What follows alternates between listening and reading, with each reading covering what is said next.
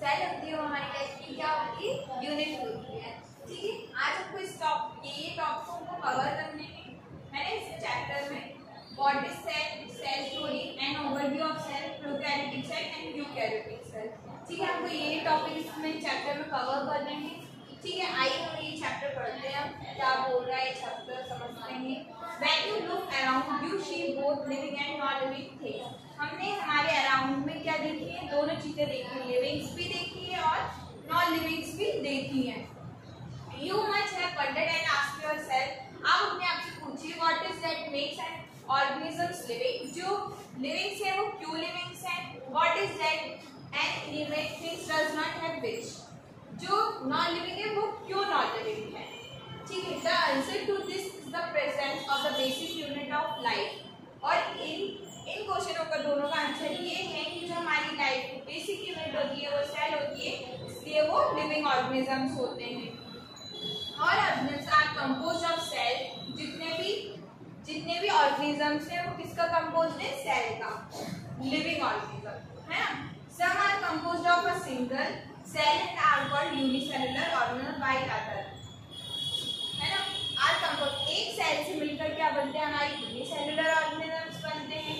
और like us composed of many cells, बहुत सारी सेलों से मिलकर हमारे मल्टीसेलुलर ऑर्गेनिज्म बनते हैं। ठीक है, अब हमारा नेक्स्ट पॉइंट आता है व्हाट इज अ सेल। आज का हमारा पॉइंट है ये वाला, what is a cell. Cell क्या होती है? तो unicellular organism are capable of, unicellular किसके कैपेबल, जैसे इंडिपेंडेंट एग्जिस्ट, जो सेल एक सेल होती है वो हमारी किसके कैपेबल होती है, इंडिपेंडेंटली एग्जिस्ट, वो इंडिपेंडेंट एग्जिस्ट कर पाती है अपनी लाइफ के लिए and performing the essential function of life, वो अपनी फंक्शन कर पाती है अपनी लाइफ के लिए। Anything less than a complete structure cell does not ensure independent living. और जिस स्ट्रक्चर का कंप्लीट स्ट्रक्चर नहीं हो पाता है वो इंडिपेंडेंटली एग्जिस्ट नहीं कर सकता है। And cell is the fundamental structure and functional unit of living organism. और जो सेल होती है वो हमारी fundamental structure and functional unit होती है लिविंग ऑर्गेनिज्म की। इसके बारे में फर्स्ट टाइम किसने डिस्कवर करा था भाई, एंड वॉन लीवेनहुक ने इसको फर्स्ट टाइम देखा भी था और इसके बारे में डिस्क्राइब भी करा था। कौन सी सेल के बारे में, लाइफ सेल के बारे में डिस्क्राइब करते हैं। हमारा पॉइंट क्या है, बहुत इंपॉर्टेंट है, ये आपको याद रखना है। ठीक है, Robert Brown later discovered the nucleus. इसको डिस्कवर्ड होने के बाद फिर रॉबर्ट ब्राउन ने किसके बारे में डिस्क्राइब कर दिया था, न्यूक्लियस के बारे में।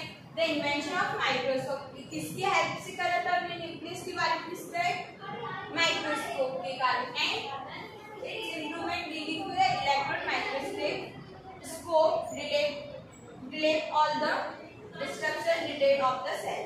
फिर अब हमें न्यूक्लियस के अंदर की भी चीजें जाननी थी, उसके अंदर क्या क्या होता है, क्रोमोसोम होते हैं, जेनेटिक मटेरियल, डीएनए, आरएनए, उसको देखने के लिए हमारा क्या आ गया था, इलेक्ट्रॉन माइक्रोस्कोप आ गया था। कब आ गया था ये, 1915 में, 1915 में। ठीक है, अब आती है हमारी इसके बाद सेल थ्योरी। हम इसके बाद पढ़ेंगे, अब हम पढ़ेंगे सेल थ्योरी है। ये बहुत इंपॉर्टेंट टॉपिक है, ध्यान से सुनिएगा। सेल थ्योरी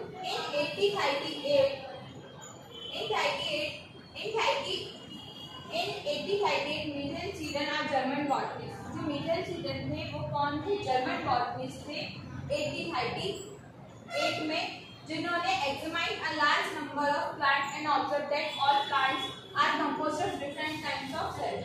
जो सारे प्लांट हैं डिफरेंट सेल से मिलकर बने हुए हैं, इन्हें ये ऑब्जर्व किया था from the tissue of the plant at about the same time Theodor स्वर्ण।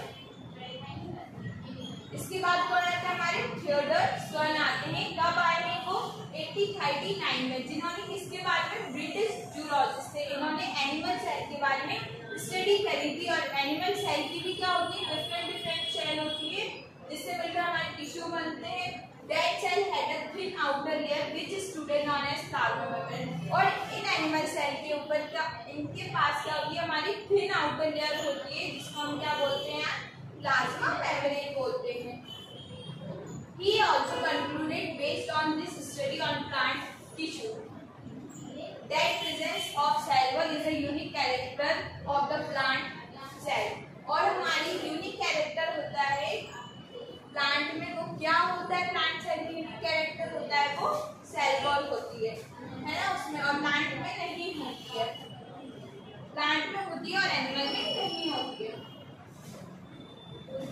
On the basis of this one, propose the hypothesis that the body of animal and plant are composed of cell and product of cell।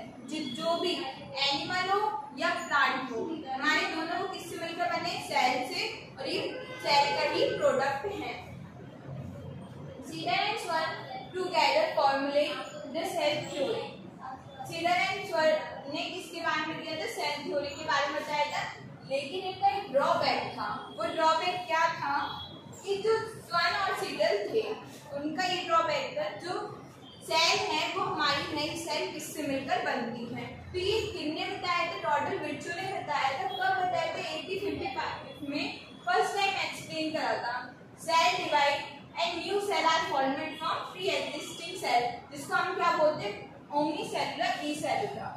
जो हमारी cell है वो पहली वाली cell से ही मिलकर नई वाली सेल बनी। He modified the hypothesis of Seedon and Swan to give the cell theory a final shape। अब इन दोनों की स्टोरी पे एक फाइनल शेप आ गया cell theory as understood today. आज हम अंडरस्टैंड करते हैं किससे, all living organism are composed of cell and product of cell. जो सेल है उसका ही हमारी सेल क्या है, प्रोडक्ट है, और all cell arise from pre existing cell. जो हमारी सेल है वो पहली वाली सेल से ही मिलकर बनी है। ठीक है, आज का हमारा इतना ही टॉपिक था, इतना ही पढ़ेंगे हम इस टॉपिक में। बस इसमें कुछ इम्पोर्टेंट नहीं था, इसमें सिर्फ इतना पता है हमको, इन 2 पॉइंट में हमने इतना सीखा कि जो सेल होती है वो हमारी लाइफ की बेसिक यूनिट होती है, एनिमल के लिए भी, प्लांट के लिए भी। और फिर व्हाट इज सेल, सेल जो है वो इंडिपेंडेंटली एग्जिस्ट कर पाती है। अगर उसका कंप्लीट स्ट्रक्चर नहीं होगा तो इंडिपेंडेंटली एग्जिस्ट नहीं कर पाएगी। और performing the essential function of life, है ना। और इसको किसने दिया था, एंड वॉन ल्यूवेनहोफ ने दिया था। फर्स्ट टाइम शो भी करा था, डिस्क्राइब भी करा था। फिर इसके एंड वॉन ल्यूवेनहोफ के बाद रॉबर्ट ब्राउन आए थे जिन्होंने न्यूक्लियस के बारे में दिया था, है ना।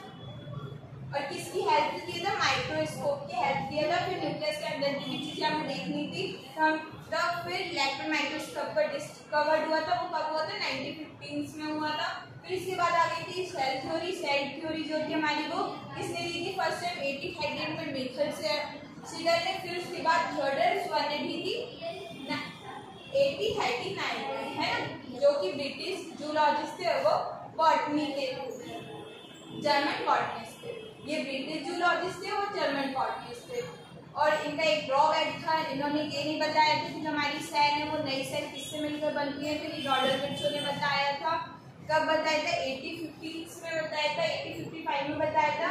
उन्होंने सेल को प्री एग्जिस्टिंग सेल का नाम दिया था, ओमनी सेलुलर ई सेलुलर। इनने 2 टर्म दिए थे, all living organism are composed of cell and product of cell, all cells arise from pre existing cell. Thank you.